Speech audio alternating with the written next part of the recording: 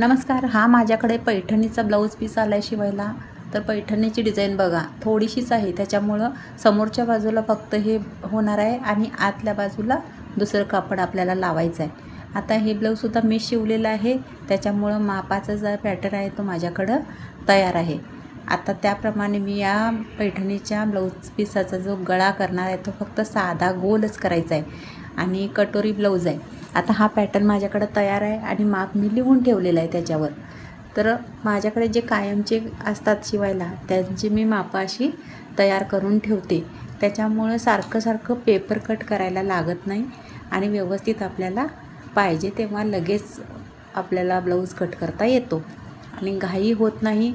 माप एकसारखंच असल्यामुळं मापात कधी बदल होत नाही, त्याच्यामुळं असे पेपर पॅटर्न ठेवायचे कायम.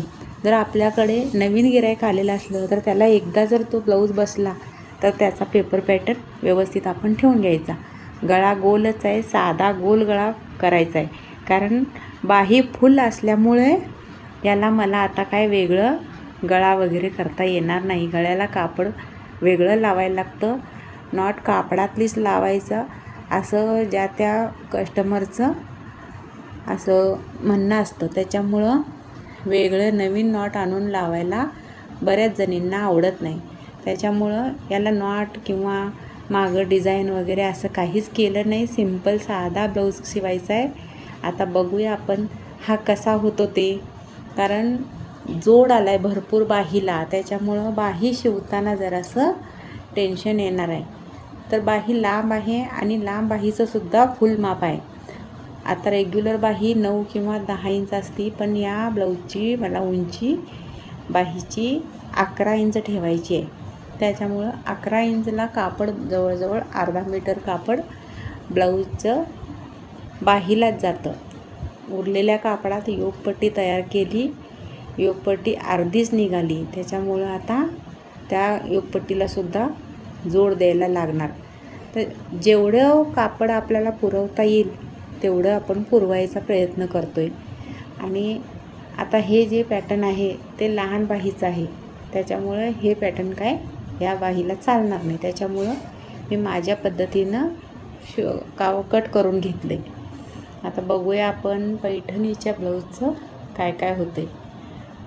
बाहीचं कापड अगदी कमी असल्यामुळं पहिला ते डिझाईनचं कापड कट करून घेतलं आणि मगच पूर्ण बाही आणि व्यवस्थित हे काढण्यासाठी बाजूला ठेवलं. आता अस्तरचं जे सगळं अस्तर कापलेलं आहे ते कापडावर व्यवस्थित अंथरून घेतलं आणि अंथरून घेतल्यानंतर पटापटा कट करायला आपल्याला कधी पण बरं पडतं. आता हे घरात काम असल्यामुळं कधी पण कट करता येतं आणि शिवता येतं. पहिल्यांदा मी 2-3 दिवसाचे ब्लाऊज असलेले सगळे कट करून घेऊनच शिवायला चालू करते आणि मग त्याच्यामुळं कट करतानासुद्धा बरेचसे वेगवेगळ्या प्रकारचे ब्लाऊज असल्यामुळं खूप वेळ लागतो कटिंग करायला.